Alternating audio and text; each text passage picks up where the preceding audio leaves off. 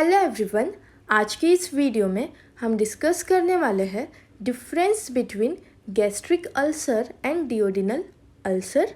So let's start the video. सबसे पहला रहेगा फैक्टर, फिर गैस्ट्रिक अल्सर, फिर डिओडिनल अल्सर।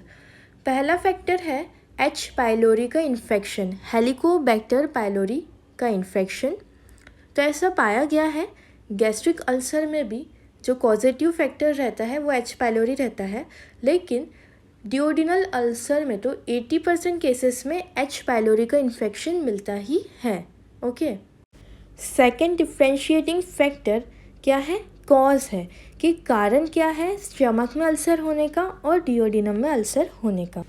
तो देखिए, अल्सर कैसे हो सकता है? या तो जो एसिड है वो बढ़ जाए, या फिर जो स्टमक की म्यूकोसा है उसमें प्रोटेक्टिव मैकेनिज्म है वो क्या हो जाए, लॉस्ट हो जाए, वो कम हो जाए।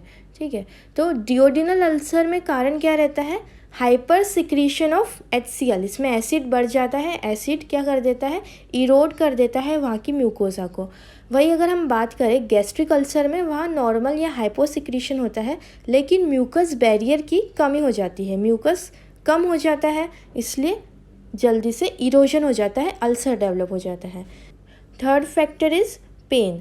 तो पेन कहाँ होता है? गैस्ट्रिक अल्सर के केस में gastric ulcer stomach left side present है, तो लेफ़्ट एपिगैस्ट्रिक रीजन में पेन होता है in case of gastric ulcer. Okay, वही अगर हम बात करें डिओडिनल अल्सर की, तो इसका पेन राइट साइड होता है। So pain in right epigastric region. Fourth factor is कि जो फूड है उसका क्या रिलेशन है पेन के साथ। तो गैस्ट्रिक अल्सर के केस में ऐसा होता है कि पेट में ही अल्सर है, तो जैसे ही वो खाना खाता है वैसे ही उसको दर्द होता है। ठीक है, so in gastric ulcer there is pain just after the meal. वही अगर हम बात करें डिओडिनल अल्सर की, तो खाना तो पेट में 2 से 3 घंटे तक रहता है, उसके बाद डिओडिनम में जाता है। तो ऑनसेट ऑफ पेन कब होगा? जब 2 से 3 या 2 से 4 घंटों के बाद होगा, जब जो फूड है वो डिओडिनम पे टच करेगा तो पेन होगा। Fifth factor is relation to weight. Gastric ulcer में पेशेंट पतला हो जाता है, बाकी डिओडिनल अल्सर में ऐसा कुछ मार्क्ड नहीं है, इसमें पेशेंट का वेट गेन नॉर्मली देखने को मिलता है। तो इसका कारण क्या है? गैस्ट्रिक अल्सर में पेट में स्टमक में ही अल्सर है, तो जैसे ही वो खाना खाता है वैसे ही उसको दर्द महसूस होता है, बाकी डिओडिनल अल्सर में ऐसे कोई सिम्टम नहीं है। ठीक है, अगला पॉइंट है हमारा हंगर पेन, मतलब जब उसको भूख लगती है तो उसको क्या दर्द होता है। तो ये जो सिम्टम है हंगर पेन का, ये हमें गैस्ट्रिक अल्सर के केसेस में मिलता है, क्योंकि जब हंगर की फीलिंग आती है तब पेट में एसिड का सिक्रीशन बढ़ जाता है। एसिड के सिक्रीशन बढ़ने के कारण उसे दर्द होता है, वो अल्सर और ज़्यादा दर्द देता है। डिओडिनल अल्सर में ऐसा कुछ नहीं है।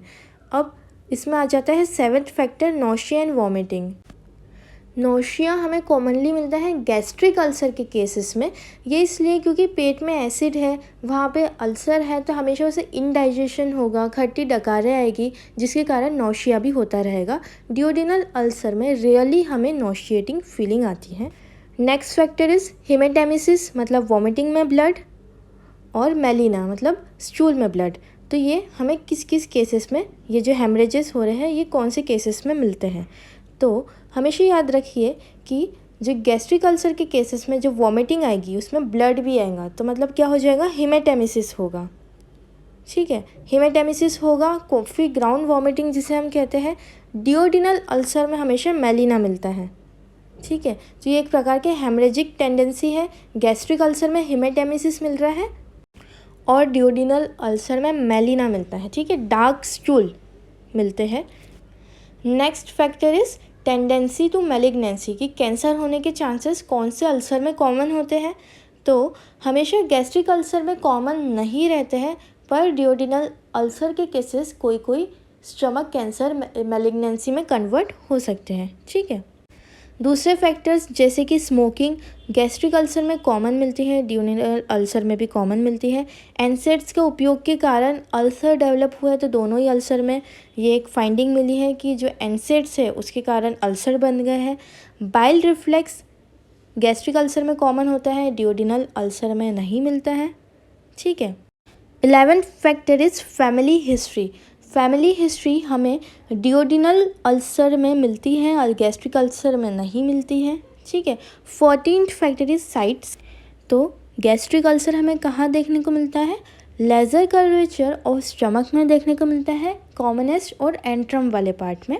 वही अगर हम बात करें डिओडिनल अल्सर की, तो ये फर्स्ट पार्ट ऑफ डिओडिनम में एंटीरियर वॉल में वो भी देखने को मिलता है। एक बहुत इंपॉर्टेंट बात कि अगर पेप्टिक अल्सर से ब्लीडिंग हो रही है, चाहे वो गैस्ट्रिक अल्सर हो या डिओडिनल अल्सर हो, ब्लीडिंग हो रही है, परफोरेशन हो गया है, तो हम कैसे पता लगाएंगे कि हेमरेज सबसे ज़्यादा कॉमनेस्ट कहाँ से हो सकते हैं? तो वो कहाँ से होते हैं? गैस्ट्रोडिओडिनल आर्टरी से होते हैं, ठीक है। सोर्स क्या रहती है? गैस्ट्रोडिओडिनल आर्टरी। ये एक गैस्ट्रोइंटेस्टाइनल हेमरेज रहता है। परफोरेशन आर या पार हो जाता है, इतना डीप अगर अल्सर बन जाता है, वहाँ पे कंटिन्यूसली एसिड आ रहा है, एसिड का सिक्रीशन बढ़ते जा रहा है, तो परफोरेट भी कर जाता है अल्सर, जिसके कारण ब्लीडिंग देखने को मिलती है। क्या सिम्टम्स आएंगे गैस्ट्रिक अल्सर के केसेस में? तो पेट में एसिड है तो पेशेंट में इनडाइजेशन होगा, फुलनेस का सेंसेशन आएगा, भरा भरा सा लगेगा पेट, ठीक है। हार्ट बर्न होगा, जलन होगी, एसिडिटी होगी। और डिओडिनल अल्सर में भी कैसा फूला फूला लगेगा, ब्लोटिंग और फुलनेस दोनों में ही लगेगा, ठीक है। इसके अलावा दूसरे फैक्टर्स क्या क्या चीज़ों से एग्रावेट हो रही है कंडीशन, उसके सिम्टम और ज़्यादा सीवियर हो रहे हैं? तो गैस्ट्रिक अल्सर में जैसे ही वो फूड कंज्यूम करता है तो वो फूड टच होता है अल्सर के साथ और दर्द होता है। डिओडिनल अल्सर में जब खाना डिओडिनम में जाता है तो अल्सर को इरोड करता है और दर्द होता है।